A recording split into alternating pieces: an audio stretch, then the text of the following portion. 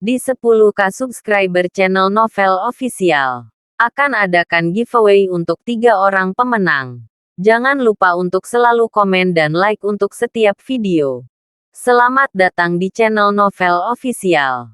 Sebelum mendengarkan novel, Perintah Kaisar Naga, jangan lupa like, share, and subscribe.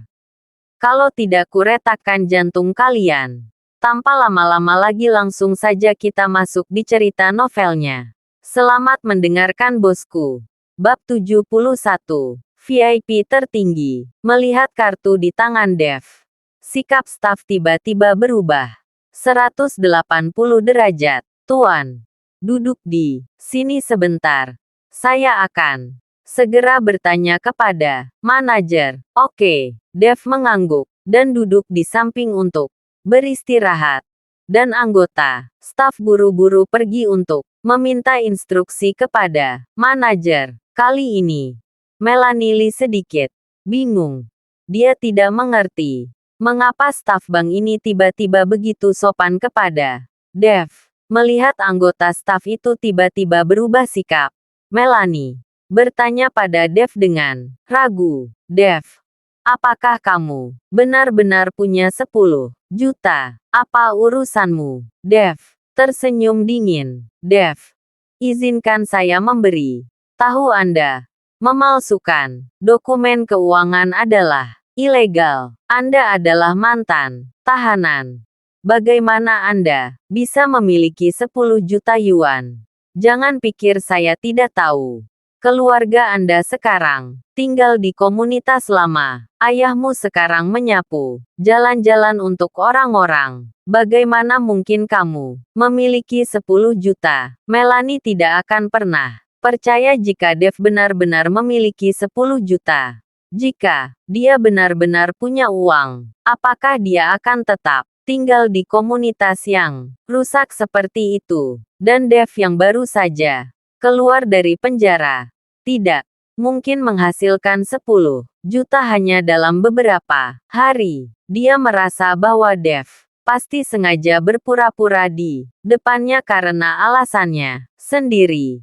Itu sebabnya dia mengatakan ini. Ketika pelanggan lain di bank mendengar apa yang dikatakan Melanie, mereka juga memandang Dev dengan rasa ingin tahu. Hari-hari ini, mereka menggunakan kartu itu untuk menarik uang. Jika ada uang di kartu itu, mereka akan tahu setelah pengecekan. Tidak ada yang benar-benar cukup bodoh untuk memalsukan kartu bank. Setelah beberapa saat, staf bank yang baru saja pergi datang dengan seorang pria parubaya yang mengenakan kacamata dan sedang terburu-buru. Pria parubaya itu berjalan di depan Dev dan bertanya dengan sopan, "Halo Pak, saya manajer bank ini. Ada yang bisa saya bantu?" Dev berkata dan menyerahkan kartu itu kepada manajer bank. "Saya ingin menarik 1,3 juta. Tetapi saya tidak punya janji. Bisakah saya menariknya?" Setelah melihat kartu bank, wajah manajer bank sedikit berubah. "Tentu Tuan. Anda tidak perlu membuat janji. Tetapi kami tidak memiliki uang tunai sebanyak itu. Sekarang, saya akan mengirim seseorang untuk mengantarkan uang tunai dari tempat lain dengan segera. Anda datang ke kantor saya dulu dan beristirahatlah." Dev mengangguk dan bangkit untuk pergi ke kantor untuk menunggu. Melihat ini, Melanie tercengang. Dia melangkah maju untuk menghentikan manajer bank dan berkata, "Apa yang terjadi dengan bank Anda? Mengapa dia dapat menarik uang tanpa janji? Dia hanya mantan tahanan. Jika Anda punya uang, apakah tidak perlu membuat janji? Jika demikian, saya juga akan mengambil 1 juta. Sekarang." Melanie meraung dengan agresif dan kemudian berkata kepada pacarnya, "Suamiku, aku juga ingin mengambil 1 juta. Pacar Melanie datang, melirik Dev lalu mengeluarkan kartu bank dan menyerahkannya kepada manajer bank. Saya juga punya 10 juta di kartu ini, dan saya ingin menarik 1 juta. Sekarang, manajer bank bahkan tidak melihatnya dan berkata dengan ringan, "Anda tidak dapat mengambilnya tanpa membuat janji." Kalimat ini dapat membuat Melanie marah. Ini hanyalah adegan standar ganda. Kartu Chen Ping memiliki 10 juta, dan dia dapat menarik uang secara langsung tanpa membuat janji. Kartu mereka juga memiliki 10 juta, tetapi mereka harus membuat janji. Melanie meraung keras pada manajer bank. "Bank rusak. Macam apa ini?" "Aku bertanya padamu. Kenapa dia tidak perlu membuat janji? Tapi kita harus membuat janji. Kita juga punya 10 juta di kartu kita. Tidakkah kamu dengar?" Manajer bank berkata dengan acuh tak acuh. "Pria, ini adalah VIP tertinggi bank kami. Jadi tidak perlu membuat janji. Dan Anda hanya pelanggan biasa. Tidak bisa disamakan." Paru-paru Melanie hampir meledak karena marah, dan matanya tiba-tiba menatap. "Dia adalah VIP tertinggimu. Apakah kamu tidak salah? Dia hanya seorang mantan tahanan. Seorang mantan tahanan yang baru saja dibebaskan." Bab 72. Ekspresi penghinaan melintas di mata manajer bank. "Kartu pria ini adalah kartu khusus keluarga Su. Kami hanya mengenali kartunya dan bukan orangnya. Apakah Anda pikir Anda bisa membandingkan diri Anda dengan keluarga Su?" Kata-kata manajer bank membuat Melanie tertegun sejenak, dan semua orang di sekitar mereka berseru, "Anda harus tahu bahwa keluarga Su adalah orang terkaya di Hongcheng." Tidak heran anggota staf mengubah sikapnya ketika dia melihat kartu di tangan Dev. Dengan kartu keluarga Su, jangankan datang ke bank untuk menarik uang secara langsung. Selama panggilan telepon dilakukan, bank akan mengirim seseorang untuk mengirimkan uang secara langsung. Pelanggan seperti ini semua adalah target bank besar. Dan ketika pacar Melanie mendengar bahwa Dev memegang kartu khusus dari keluarga Su, wajahnya langsung pucat. Jika Dev benar-benar ada hubungannya dengan keluarga Su, hanya dengan satu kalimat, perusahaan kecilnya akan segera bangkrut. Tidak mungkin. Bagaimana dia bisa memiliki kartu khusus keluarga Su? Dia pasti mencurinya, atau dia mengambilnya. Dia tidak mungkin ada hubungannya dengan keluarga Su. Melanie tidak percaya. Dev hanyalah orang biasa yang tidak mungkin menjadi orang kaya. Dia baru saja keluar dari penjara. Bagaimana dia bisa terhubung dengan keluarga Su? Melihat Melanie masih berteriak, wajah manajer bank menjadi dingin. "Keamanan. Usir mereka. Untukku. Segera." Dua penjaga keamanan datang dan mengusir Melanie. Dan pacarnya juga diusir. Pacar Melanie bertanya dengan cemas, "Apa yang terjadi di sini? Apa hubungan teman sekelasmu dengan keluarga Su?" Melanie berkata dengan marah, "Saya belum pernah mendengar bahwa dia ada hubungannya dengan keluarga Su. Jika dia ada hubungannya dengan keluarga Su, dia tidak mungkin masuk penjara. Dia baru keluar beberapa hari. Bagaimana dia bisa memiliki suatu hubungannya dengan keluarga Su? Saya pikir dia pasti mengambil kartu bank itu. Ya, manajer bank ini idiot. Oke. Tidak peduli apakah dia mengambilnya atau tidak. Ayo pergi." Pacar Melanie tidak ingin terjerat. Jika Dev benar-benar terkait dengan keluarga Su, maka dia akan Kurang beruntung, Melanie dan pacarnya yang gemuk baru saja keluar dari bank. Mereka bertemu dengan orang-orang yang telah menunggu di luar untuk Dev. Dan mereka segera menyambut mereka. Pria dengan rantai emas itu tersenyum dan berkata, "Bos Q, kebetulan sekali. Saya tidak berharap bertemu Anda di sini." Pacar Melanie bertanya, "Ternyata Gilbert, apa yang kamu lakukan di sini?" "Ada seorang pria yang berutang uang kepada kita, dan kita tidak menunggu dia untuk menarik uangnya," kata Gilbert ringan. "Oh, kalau begitu kamu tunggu sana. Aku masih punya sesuatu untuk dilakukan. Kita akan punya waktu untuk minum bersama nanti." Setelah pacar Melanie selesai berbicara, dia menarik Melanie dan ingin pergi. Lagi pula, orang-orang ini bukan orang baik, dan dia tidak ingin terlalu banyak bersinggungan dengan orang-orang ini. Tetapi siapa yang tahu bahwa Melanie tidak bergerak, tetapi bertanya dengan heran, "Apakah orang yang berutang uang kepada Anda bernama Dev?" "Dev." Gilbert tertegun, tetapi dengan cepat bereaksi, "Ya, sepertinya namanya Dev.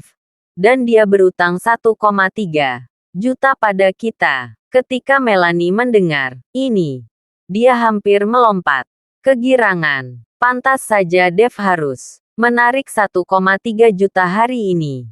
Ternyata dia berutang uang kepada orang lain dan harus membayarnya hari ini. Melanie mencibir, lalu berkata kepada Gilbert, "Mengapa dia berhutang uang padamu?" Gilbert tidak menjawab Melanie, tetapi melihat Bos Q di sisi lain. Bos Q itu tersenyum. "Ini pacarku." Begitu Gilbert mendengarnya, dia tiba-tiba tersenyum. "Karena Anda adalah pacar Bos Q, aku tidak akan menyembunyikannya darimu. Itu adalah hutang seorang wanita yang meminjam uang riba dari kami. Anak ini tidak berhutang pada kami." Melanie berbisik kepada Gilbert, "Ternyata itu pinjaman riba. Maka kamu bisa meminta bunga lebih banyak." Dev memiliki 10 juta di kartunya. Bab 73, 10 juta. Gilbert tercengang. Dan kemudian, wajahnya bersinar dengan gembira. "Apakah dia benar-benar memiliki 10 juta? Saya melihat anak itu. Dia tidak terlihat seperti orang kaya." Melanie buru-buru menjelaskan, "Apa aku berbohong padamu? Dia mengatakannya sendiri di bank barusan. Setelah beberapa saat, dia benar-benar dapat menarik 1,3 juta. Bukankah itu membuktikan bahwa dia benar-benar memiliki uang di kartunya? Masuk akal." Gilbert mengangguk. Kelvin Q menarik Melanie dengan keras. "Oke, aku masih punya sesuatu untuk dilakukan. Ayo kita pergi. Apa yang kamu takutkan? Mari kita lihat di sini." "Sebentar. Tunggu Dev keluar. Setelah itu baru pergi. Aku ingin melihat apakah Dev benar-benar memiliki 10 juta." Melanie menarik diri. Dia tidak ingin pergi. Dia masih ingin melihat rasa malu Dev. Untuk sementara waktu, Bos Q tidak punya pilihan selain berdiri dan menunggu. 10 menit kemudian, Dev keluar dengan tas besar penuh uang. Melihat Dev keluar dengan tas besar di tangannya, Gilbert membawa seseorang untuk segera menyambutnya. Melihat ini, Melanie juga mengikuti. Dia ingin melihat apakah Dev benar-benar mengeluarkan uangnya. Dev sedikit terkejut saat melihat Melanie tidak pergi, tapi dia tidak peduli. "Nak, mana uangnya?" Gilbert bertanya pada Dev. Dev melemparkan tas di tangannya ke tanah, dan semua uang kertas di tas itu terbuka. Melihat begitu banyak uang, mata bawahan Gilbert menjadi merah. Kemudian Melanie juga sedikit terkejut. Dev berkata dengan ringan. 1,3 juta. Tidak kurang 1 sen pun. Semuanya ada di sini. Bawahan Gilbert buru-buru ingin mengumpulkan uang, tetapi dihentikan oleh Gilbert. Itu, nak. 1,3 juta sepertinya tidak cukup. Meskipun Gilbert ingin mengambil uang itu.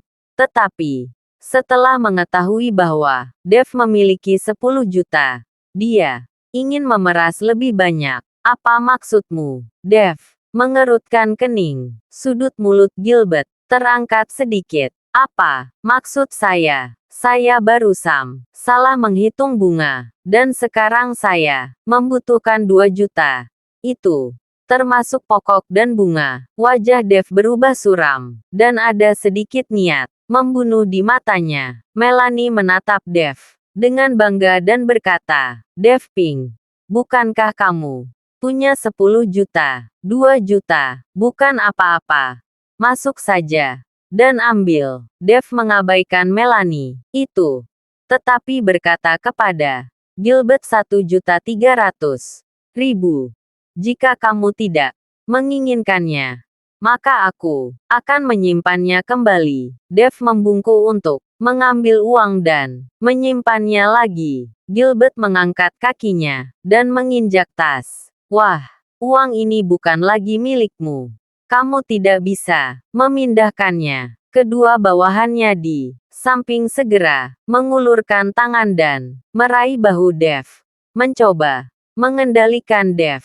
Tetapi mereka berdua terkejut menemukan bahwa tidak peduli seberapa keras mereka mencoba, mereka tidak dapat mengguncang Dev sedikit pun. Mata Dev berkedip dingin. Dia mengulurkan tangannya untuk meraih pergelangan tangan kedua bawahan Gilbert itu dan meremasnya dengan pelan. Ada suara tulang yang pecah dan kedua bawahan itu menjerit kesakitan dalam sekejap. Orang-orang yang berani menyentuhku, kematian akan menyentuh mereka. Ketika Gilbert melihat ini, wajahnya tenggelam, dan dia menendang Dev.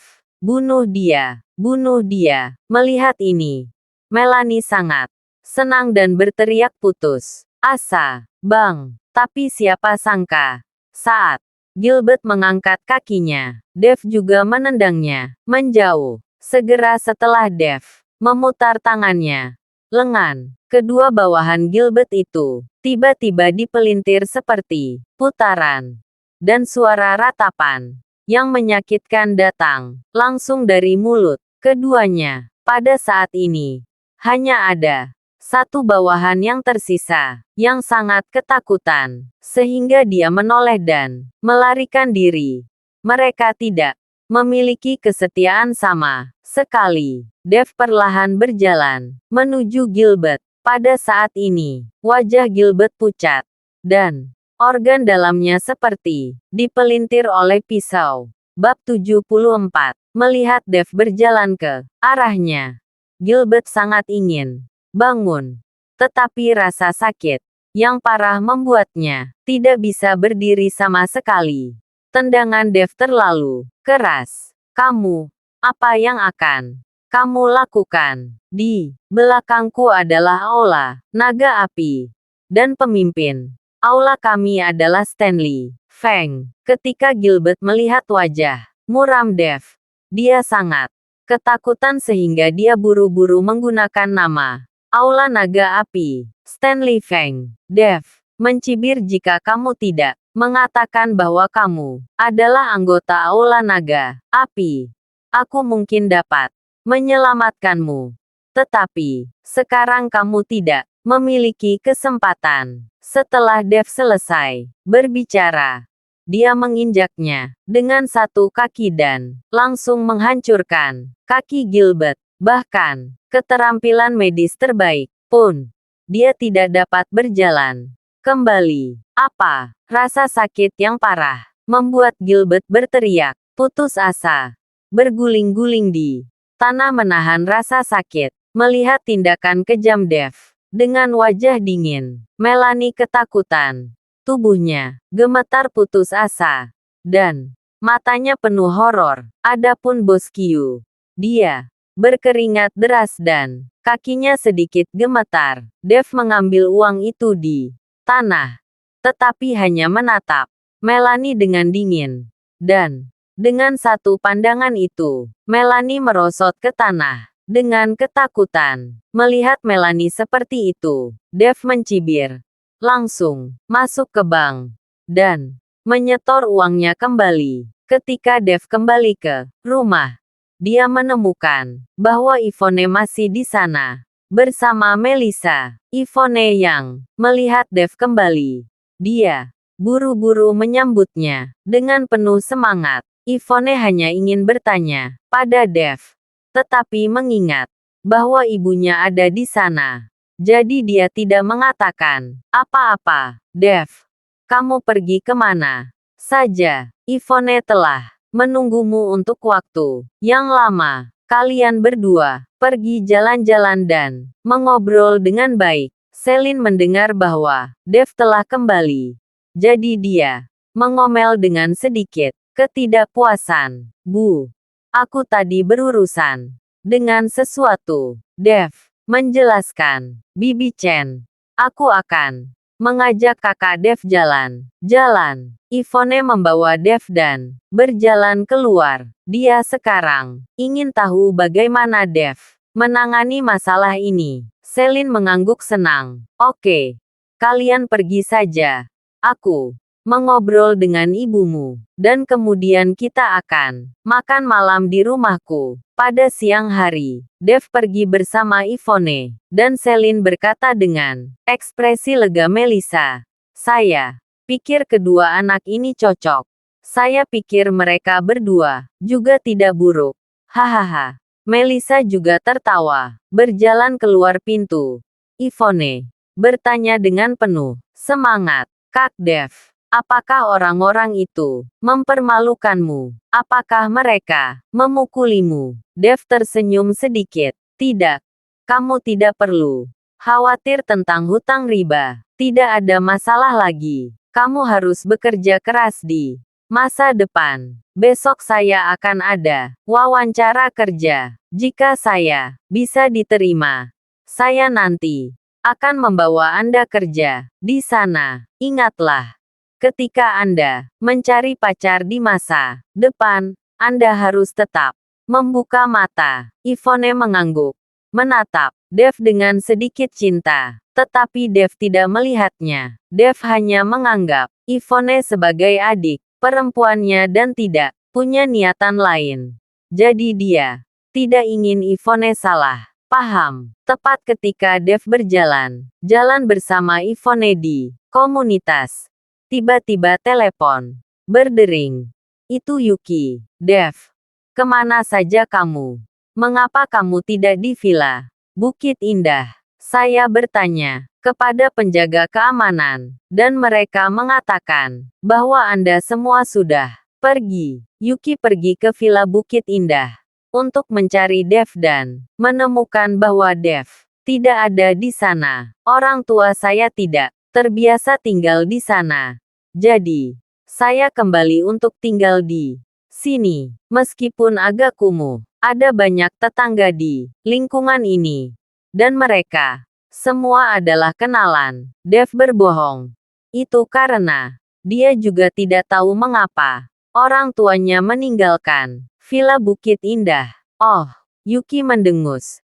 Jelas, sedikit kecewa. Setelah beberapa obrolan lagi, Dev menutup telepon. Yvonne bertanya dengan suara rendah setelah Dev menutup telepon. Kakak, Dev, apakah itu pacarmu?